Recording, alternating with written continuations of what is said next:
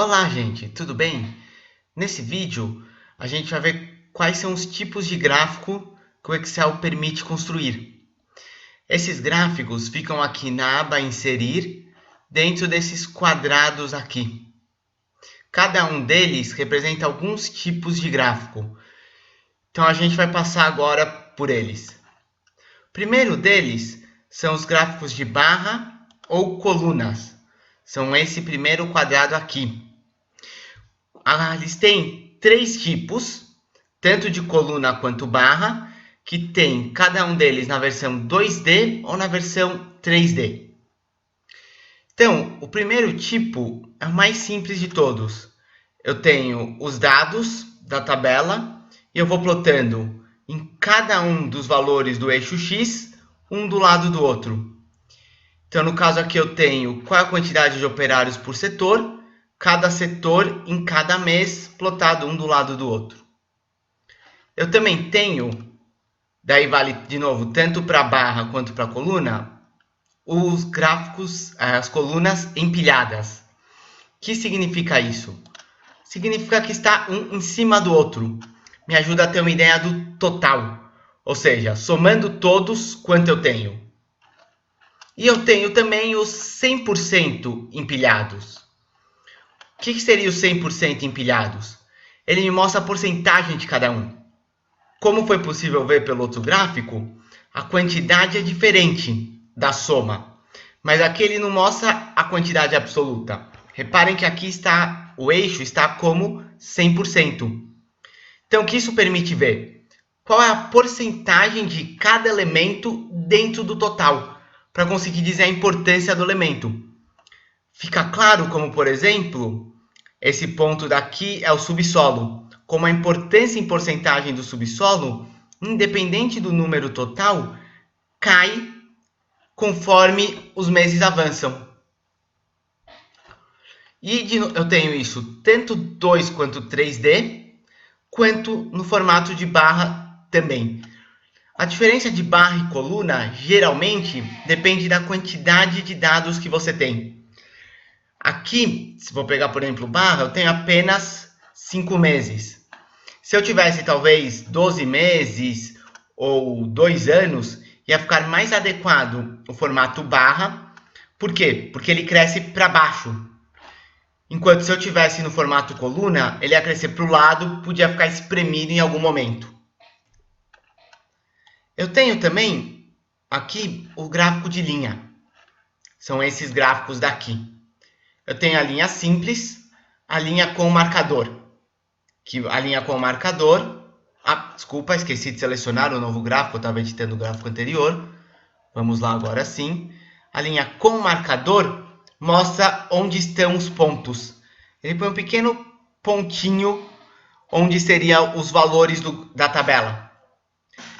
Ele é bem similar ao gráfico de barras ou de colunas, tanto que eu consigo alternar de um para o outro com a mesma tabela. Qual que é a principal diferença? Você usa o gráfico de linhas quando existe um sentido temporal. Ou seja, faz sentido falar que de janeiro para fevereiro houve um crescimento. Então, quando os valores que eu estou plotando aqui no eixo X são temporais, ou tem sentido a mudança de um para o outro, eu posso usar o gráfico de linha para ver como foi esse crescimento, como foi esse desenvolvimento, de maneira mais clara. Eu também tenho os mesmos tipos de linha. Linha normal, linha empilhada. Nas linhas empilhadas, a última linha é colocada acima da anterior, semelhante à ideia do gráfico de barras, só que para linhas. E eu também tenho linhas 100% empilhadas.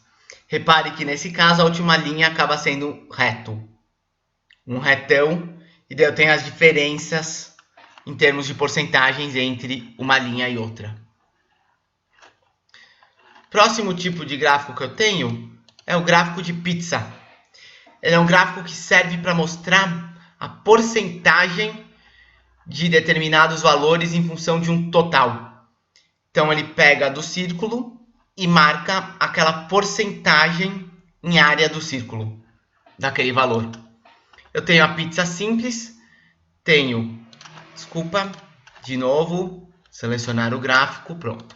Eu tenho a pizza 3D, tenho a pizza simples e tenho a pizza com outro. Para que serve a pizza com outro? Se eu tiver algum valor que é muito pequeno e eu quero detalhá-lo melhor, eu posso usar essa pizza com outros. Como nesse caso. Eu poderia falar, não dá para ver aqui direito, porque é 2%, são números pequenos comparados ao total. Aqui.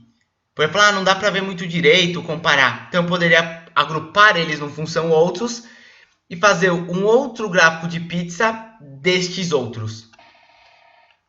Eu tenho outros tanto nessa forma, como também nessa outra forma, que é uma barra do lado mesmo. E eu também tenho o gráfico de rosca, que tem um buraco no meio, apenas uma mudança na apresentação. Aqui eu tenho mais um exemplo dos gráficos de barras, que é exatamente aquele mesmo gráfico, mas voltado de novo como barras. E aqui eu tenho o gráfico de área, que apareceu aqui. O que exatamente é o gráfico de área? Que também, de novo, tem as mesmas opções. Área normal, área empilhada, área 100% empilhada. O gráfico de área simplesmente preenche o que está abaixo dele. Ele é muito vantajoso quando você quer perceber quanto que uma determinada série, alguma coisa, está ocupando da outra. Então, se eu tenho um exemplo onde eu sei que obrigatoriamente um está dentro do outro, por exemplo, eu peguei aqui alunos da faculdade, alunos total do curso, alunos que têm alguma matéria pendente e alunos que não vão se formar no tempo previsto. Consigo dizer que todos os alunos com matéria pendente são alunos da faculdade e todos os alunos que não vão se formar no tempo previsto, que já sabem que não vão se formar no tempo previsto, têm pelo menos uma matéria pendente, por sua vez são alunos da faculdade. Então, o que eu consigo ver com isso? Um é parte do outro. É fácil você perceber quanto um está comendo do outro, por assim dizer. Basta eu olhar aqui e perceber, olha, em função do total, aqui os alunos com matérias pendentes é muito mais significativo do que foi nesse ponto. E aqui ele voltou a crescer, mas como cresceu o outro, é mais fácil de você perceber, olha, ele está comprometendo de novo bastante do total, mas talvez não tanto. É uma maneira de plotar quando você tem gráficos um dentro do outro. Quando você tem dados que se encaixam um dentro do outro. Eu tenho também este gráfico daqui, são os gráficos de dispersão, que eu posso conectar com linhas, ou se eu tiver algum outro valor, eu posso dizer o tamanho dos pontos. O que é gráfico de dispersão? E daí a pergunta, se eu posso conectar com linhas, ele é igual ao gráfico de linha? Não. O gráfico de dispersão tem a característica que ele coloca no eixo X valores numéricos e no eixo Y também valores numéricos. Se eu tentar transformar esse gráfico num gráfico de linhas, reparem que mudou um pouco o jeito da linha. Por quê? Porque o gráfico de linha, ele vê o eixo X como um valor só, e cada um deles ele põe a mesma distância. Então, a distância entre o 30 e o 40 é a mesma distância entre o 40 e o 60, que é a mesma entre o 60 e o 70, é a mesma entre 70 e 100. Se os valores representam algo numérico, eu preciso pôr, vou voltar aqui o gráfico de dispersão, eu preciso pôr o gráfico de dispersão. Por quê? Porque agora a distância entre os pontos representa a veracidade do número. Então, esse é o caso onde você usa o gráfico de dispersão. Quando você tem um valor numérico no eixo X. Eu tenho também o gráfico radar, que é este tipo de gráfico daqui. Nele você dá uma nota ou um valor para as diferentes séries. Então aqui eu tenho 3 séries. E ele plota como se fosse um radar para cada um dos critérios onde você deu a nota. E para cada um das séries ou cada um dos objetos que você está avaliando, ele plota a nota naquele critério. Serve para você ver um desempenho geral. Então, por exemplo, toda vez que o gráfico é mais pontudo ou foge do formato regular, quer dizer que tem ou um ponto forte ou um ponto fraco. Repare, por exemplo, esse gráfico do engenheiro sênior, como na parte de crescimento ele é bem fraquinho aqui a ponta, ele foge muito do formato mais regular. É justamente por isso, ele tem aqui um ponto fraco. Enquanto, por exemplo, o estagiário é um gráfico mais pontudo, mostra tanto pontos fracos quanto pontos fortes, as pontas. Já o gráfico do engenheiro, ele é mais regular, ele é um pouco mais estável, ele mostra um desempenho mais mediano. Então você consegue, pelo formato, dizer aproximadamente o que está acontecendo, se tem ponto fraco, se tem ponto forte. Temos aqui também esse gráfico. Opa, desculpa, aqui. Temos também esse gráfico que chama explosão solar. Apesar do nome um pouco engraçado, vamos dizer assim, para que serve esse gráfico? Esse gráfico serve para mostrar porcentagens que vão seguindo em camadas. Então, por exemplo, eu tenho o orçamento do subsolo e do térreo. Dentro desse orçamento do subsolo, uma parte dele é infraestrutura, outra parte elétrica. Dentro da parte de elétrica, uma parte é cabos e a outra parte é o conduíte.